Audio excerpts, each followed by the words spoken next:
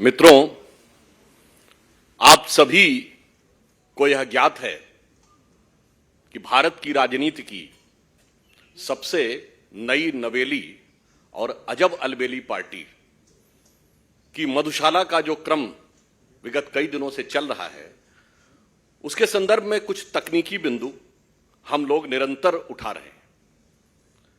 एक तकनीकी प्रश्न उठा था, तो उस पर मैं आपका ध्यान आकृष्ट करना चाहता हूं कि यदि किसी लाइसेंसी ने अपना लाइसेंस सरेंडर कर दिया हो, यानी उसने असमर्थता व्यक्त कर दी हो और अपना फोरफिट कर दिया हो, तो उस संदर्भ में नियम क्या कहता था और किया क्या गया है। पॉलिसी जो बनाई गई, उसके पृष्ठ क्रमांक 20 पर बहुत स्पष्ट शब्दों में लिखा है, जिसका मैं उदाहरण आपके समक्ष रखना चाहूंगा कि in case of surrender of retail licence by some allottee the security deposit shall be forfeited, यानी उसके द्वारा जो भी जमानती राशि रखी गई है वो जब्त होनी चाहिए। And the zone will be retendered, उसके बाद उसकी पुनः निविदा निकालनी चाहिए। And the said licensee be prohibited from practice in the bidding process for a period of 2 years, और उसके बाद उस संबंधित व्यक्ति को 2 वर्ष के लिए उस निविदा की किसी भी प्रक्रिया में भाग लेने से वंचित कर देना चाहिए। यानी बहुत स्पष्ट है कि यदि कोई व्यक्ति अपना अलॉटमेंट छोड़ता है तो ना उसका पैसा वापस होना चाहिए और उसके अलावा उसको अगले प्रोसेस में भाग लेने से पूरी तरीके से प्रतिबंधित कर देना चाहिए। परंतु इसके बावजूद जिन लोगों ने अपने लाइसेंस फोरफिट किए, उन्हें प्रकारांतर से भी मौका भी मिला और पैसे भी वापस किए गए। अब क्या इसमें किसी भी प्रकार के किंतु परंतु की कोई गुंजाइश रह जाती है? इसलिए हमारा प्रश्न यह है कि हम निरंतर उनसे दिल्ली की आबकारी नीति पर प्रश्न पूछ रहे हैं, परंतु आप देख रहे हैं कि यह नई नवेली पार्टी एक पहेली बनती चली जा रही है। we are consistently asking them to be precise on excise, but they are doing all sort of theatric exercise in order to divert the attention and taking so many words like lotus, bogus, etc. Their main objective is to divert the focus.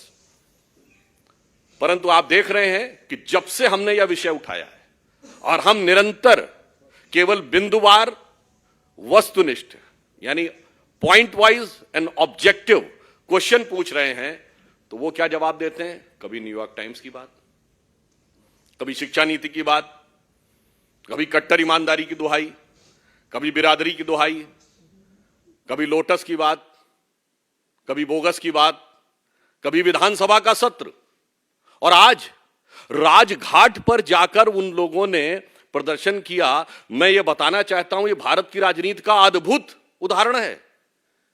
राष्ट्रपिता महात्मा गांधी, जो शराब के पूर्णतः विरुद्ध माने जाते हैं, इस देश में ऑफिशियली उनके जन्मदिन ड्राई डे माना जाता है, और शराब में एक पौवे के बदले दूसरा पौवा देने की नीति बनाने वाले लोग जाके राजघाट पे महात्मा गांधी की समाधि पे अपनी सत्यता की दुहाई दे रहे हैं। इससे समझ में आता है, मतलब कहना नहीं चाहिए, अगर ऑन द लाइटर नोट कहें तो भाई ये मुफ्त की रेवड़ी तो बांट रहे थे, पर रेवड़ी के पेड़े सबसे ज्यादा बेवड़े पा रहे थे। ऐसा उदाहरण जिस पार्टी ने प्रस्तुत किया, वो जाके राजघाट के ऊपर बापू की समाधि पर यह कहे, तो हम उनसे कहना चाहते हैं, मान्यवर सर, आपकी सरकार पर आंच नहीं है, आपकी साख पर आंच है। हम सीधे आबकारी नीति पर सवाल पूछ रहे हैं और आप हर दिन एक नए रूप बदलकर आकर विषय को डाइवर्ट करने की कोशिश कर रहे हैं, परंतु उससे सच छुपने वाला नहीं है, क्योंकि आप सत्य के सबसे बड़े प्रतीक की समाधि पर जाकर सच को ढकने का प्रयास करेंगे तो यह संभव नहीं है। इसीलिए यह पंक्ति कहता हूं जो आज आम आदमी पार्टी के चरित्र पर बिल्कुल उजागर होती है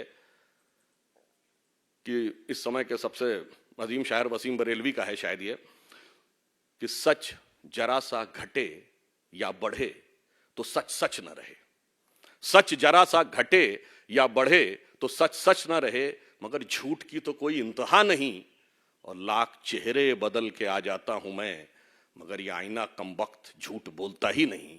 यह आम आदमी के चरित्र का वास्तविक चित्रण है कि न्यूयॉर्क टाइम्स से लेके स्कूली बस्ते में बोतल छुपाने से लेके अनेक प्रकार की ईमानदारी, बिरादरी और सरकार का और सब कुछ कर रहे हैं, मगर इस पे जवाब नहीं दे रहे हैं। तो अंत में मैं यह कहते हुए कि हमें जवाब आबकारी पर चाहिए, किसी और चीज के ऊपर जवाब नहीं चाहिए, और वह जवाब देने की वह स्थिति में नहीं है, इसलिए नित नए प्रकार के प्रदर्शन, आवरण और स्वांग रचने का प्रयास करते रहते हैं। अब मैं अपने साथी सांसद श्री प्रवेश साहिब सिंह जी से अनुरोध करूंगा कि वो आगे का विषय आपके समक्ष रखें।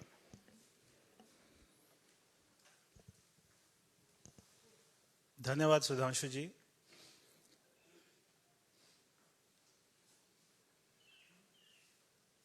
जब शाम को डिबेट चलती है टेलीविजन पर, तो आम आदमी पार्टी के साथ में मीडिया बंधु भी हमसे ये सवाल पूछते हैं कि क्या उनके एमएलए को तोड़ा जा रहा है। हम कोई किसी बात पर भी जवाब नहीं देंगे, क्योंकि प्रश्न पहले हमने खड़ा किया कि आपने शराब में घोटाला किया, उसके ऊपर में कोई जवाब नहीं देना और इसको पूरे मुद्दे को डाइवर्ट कर देना, ये अब आम आदमी पार्टी ने अपना तरीका बना लिया है। हमारा उनसे सीधा सीधा प्रश्न है कि आपने जो कमेटी ने आपको सारी पॉलिसी रिकमेंड करी थी, आपने उसको क्यों नहीं माना, और जो L1 का कमीशन था उसको आपने 2% से 12% क्यों कर दिया। इस बात का आज तक किसी भी डिबेट पर, कोई भी आम आदमी पार्टी की कॉन्फ्रेंस में केवल ये 2% से 12% क्यों किया, इस बात पर कोई जवाब आज तक ना किसी ने मांगा है, ना उन्होंने दिया है और ना वो देंगे। क्योंकि पॉलिसी में जो सबसे बड़ा करप्शन है वो केवल ये 2% से 12% क्यों किया L1 का, केवल यही सबसे बड़ा घोटाला है। इसके ऊपर उनके पास में कोई जवाब ही नहीं है। ये वही पार्टी है जो हर बात पर कागज दिखाने की बात करती थी, जो हर बात पर जन सर्वे कराने की बात करती थी, जो कहती थी कि अगर किसी मोहल्ले में ठेका खुलेगा तो वहां पे सारा मोहल्ला की मीटिंग होगी, उसके बाद में वो तय करेंगे कि ठेका खुलेगा या नहीं खुलेगा। मगर इन्होंने कोई कमेटी की बात नहीं मानी, ना कोई इन्होंने अपनी ही बात मानी। तो इसलिए ये आजकल बहुत या तो पिक्चर देख रहे हैं, रातों रात में स्क्रिप्ट बना देते हैं। कोई भी हमारे एमएलए जो है मिल नहीं रहे, उनका नाम भी नहीं बताते, कौन फोन कर रहा है बीजेपी वाला, उसका भी नाम नहीं बता रहे। मगर इनके कौन कौन विधायक नहीं मिल रहे, उनका भी नाम नहीं बता रहे। अगर ये उनका नाम बता दे तो हमारे कार्यकर्ता जो है उनके घर जाकर उनको ढूंढ के ले आए और हम खुद ही विधानसभा पहुंचा देंगे। क्योंकि जब 2013 में हमारी 32 सीटें आई थी और आम आदमी पार्टी की 28 सीटें आई थी, अगर उस समय हमारे ऊपर ये आरोप लगाते तब तो जनता मान भी लेती। जितनी बेखूबी से, जितने विश्वास के साथ में आज ये बोलते हैं। मगर आज जब हमारे केवल 8 विधायक हैं और इनके 62 विधायक हैं, अगर 50 विधायक भी आ जाएंगे तो भी हमारी सरकार नहीं बनेगी। तो हमारे 5 विधायकों को जो है खरीद रहे हैं, 10 को खरीद रहे हैं, इस बात में कोई दम ही नहीं है। तो हम कोई भी जो भी इनके प्रश्न है उसके बारे में तब तक नहीं बोलेंगे जब तक ये हमारे प्रश्नों का जवाब नहीं देंगे। हमारा एक अपना किसी व्यक्ति ने, एक मैंने पिक्चर देखी थी शोले, तो वो शोले का बहुत फेमस एक डायलॉग है, जब वो जय वीरू की शादी के लिए बात करने जाते हैं मौसी से, तो फिर वो उनसे पूछते हैं कि भाई अपना जो है कोई झूठ वूठ तो नहीं बोलता। तो बोलते नहीं, कोई ऐसा झूठ नहीं बोलता, बच्चों की कसम खा लेता है, बस जो है अन्ना जी को धोखा दे देता है, गाड़ी बंगला सिक्योरिटी ले लेता है, कांग्रेस से समर्थन लेकर सरकार बना लेता है, हमारे नेताओं पर झूठे आरोप लगाकर माफी मांग लेता है और ज्यादा झूठ नहीं बोलता, बस इतना ही झूठ बोलता है। तो वो पूछते हैं विकास तो कराता है ना, विकास को डेवलपमेंट तो करा रहे हैं। हाँ करा रहे, अपने घर में, सरकारी घर में 21 करोड़ का स्विमिंग पूल बना रहे, और क्या विकास कराएंगे? यमुना, हाँ कोई अपना यमुना को साफ नहीं कराते हैं, दिल्ली को सबसे पॉल्यूटेड राजधानी बना देते हैं, एक भी नया स्कूल, कॉलेज, हॉस्पिटल, स्टेडियम नहीं बनाते हैं, बाकी नेता हमारा अच्छा है।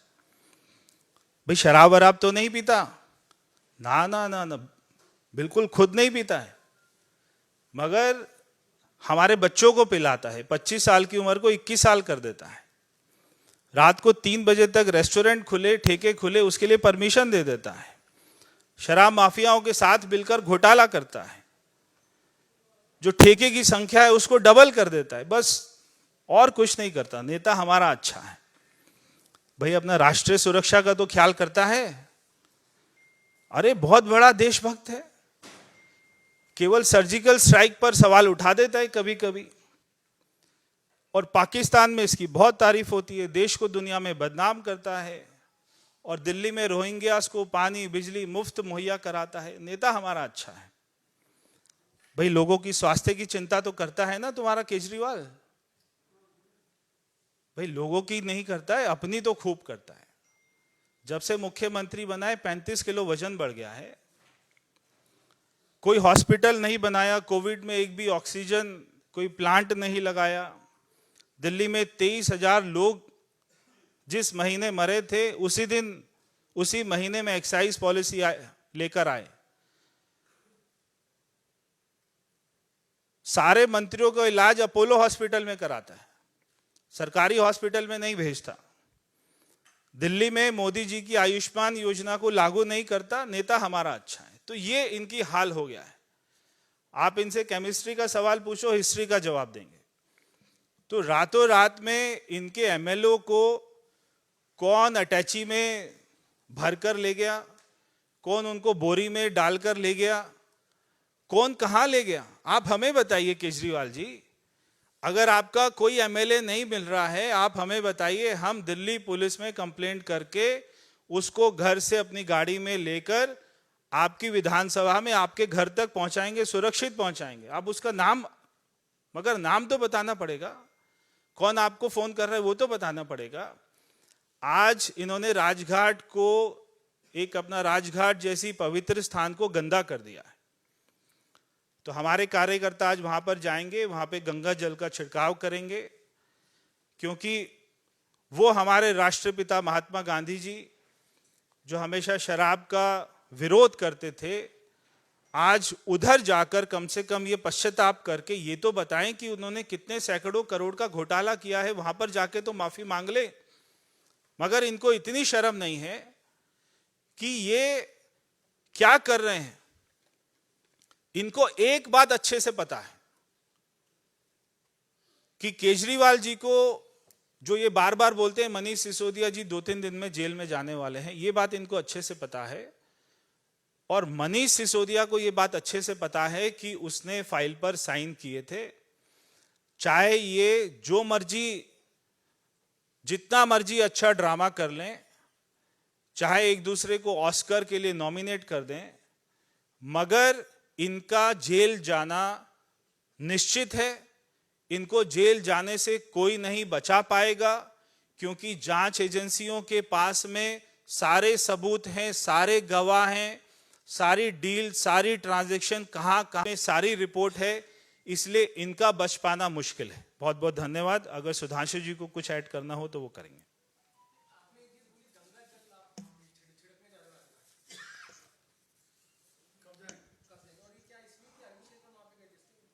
बिल्कुल, और तो कोई कारण नहीं है, क्योंकि आज उन्होंने जो दिल्ली में शराब माफियाओं के साथ में मिलकर, जब दिल्ली में 23,000 लोग कोविड से मरे, उस महीने में ये एक्साइज पॉलिसी लेके आते हैं और इनका सांसद राघव चड्ढा ये कहता है कि अगर मार्च में कोविड आ गया तो हमें क्या लेना देना, अगर लोग मर रहे हैं तो हमें क्या लेना देना, हम तो शराब की पॉलिसी लेकर आएंगे। अगर ऐसे लोग हमारे राष्ट्रपिता महात्मा गांधी जी के समाधि पर जाएंगे तो निश्चित ही वो जगह अपवित्र हो गई है। इसलिए हम कार्यकर्ता मिलकर वहां पर जाएंगे, गंगा जल का छिड़काव करेंगे। धन्यवाद। बस अभी जा रहे हैं, थोड़ी देर में।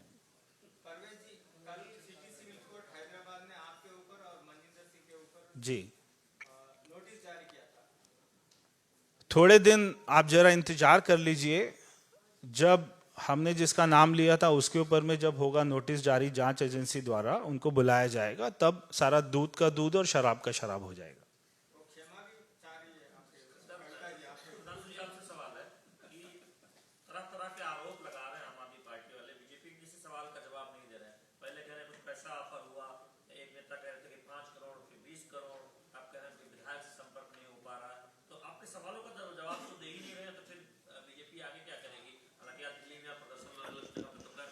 देखिए, अनर्गल आरोप लगाना उनकी नैसर्गिक प्रवृत्ति है।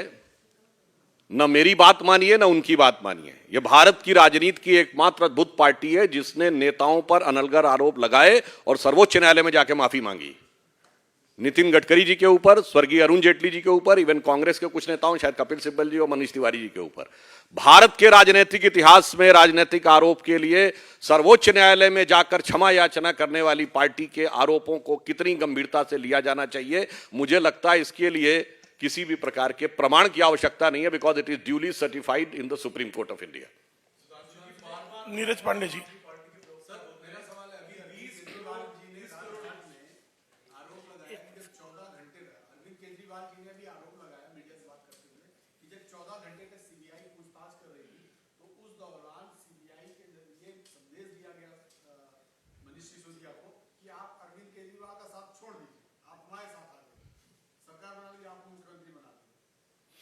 जो संदेश उन्होंने अपने दारू के ठेकेदारों को दिया था, जो लिखित में रिफ्लेक्ट हो रहा है, उस संदेश का तो जवाब नहीं दे रहे हैं। और अपने अद्भुत अपरिमित अंतर्ज्ञान से पता नहीं कहां से उनको यह इल्हाम हो जाता है कि वो ये बताना शुरू कर देते हैं। और जैसा कि अभी प्रवेश जी ने कहा, जब जवाब पूछा जाता है तो कुछ और बोलने लगते हैं। इसीलिए उनकी प्रामाणिकता, एक जैसे मैं कहता हूं, एक शासकीय शब्दावली में एक शब्द होता है ना, यदि किसी व्यक्ति की पूरी एक्ट ऐसा हो कि इंटेग्रिटी डाउटफुल हो जाए, तो उसमें यह कहा जाता है कि इनकी सत्यनिष्ठा और प्रामाणिकता पूर्णतः संदिग्ध हो गई है। तो exactly their integrity is totally under suspicion. Sanjay Sharma ji.